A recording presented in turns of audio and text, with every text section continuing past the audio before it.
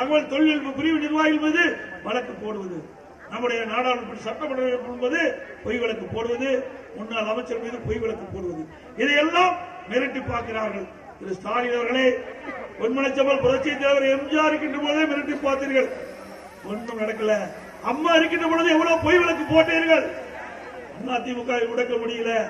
இருவரும் தலைவருடைய அருள் ஆசையோடு அனைத்து இந்திய அண்ணா திராவிட முன்னேற்றங்களும் வெற்றி நடை போட்டுக் கொண்டிருக்கிறது. ஸ்டாலின் அவர்களே, உங்களை போல 1000 ஸ்டாலின் வந்தாலும் அதிமுக ஆசைத்து பார்க்க முடியாது.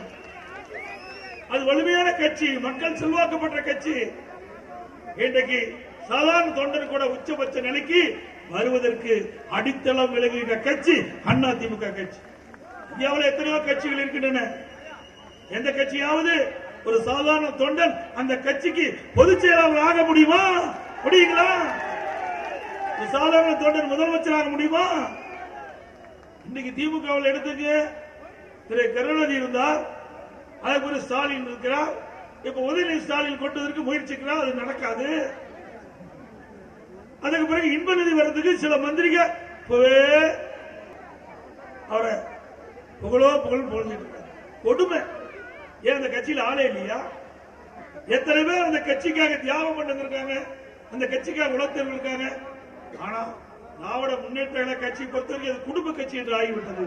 அந்த திராவிட முன்னேற்ற கழகத்தில் திரு கருணாநிதி குடும்பத்தைச் சேர்ந்தவர்கள் தான் பதவிக்கு வர முடியும், அதிகாரத்துக்கு வர முடியும், வேற எவரும் வர முடியாது. ஸ்டாலின் பேசுகிறார் ஒரு இடத்தெல்லாம், எடப்பாடி பழனிசாமி குடும்ப கட்சிக்கிறாரு.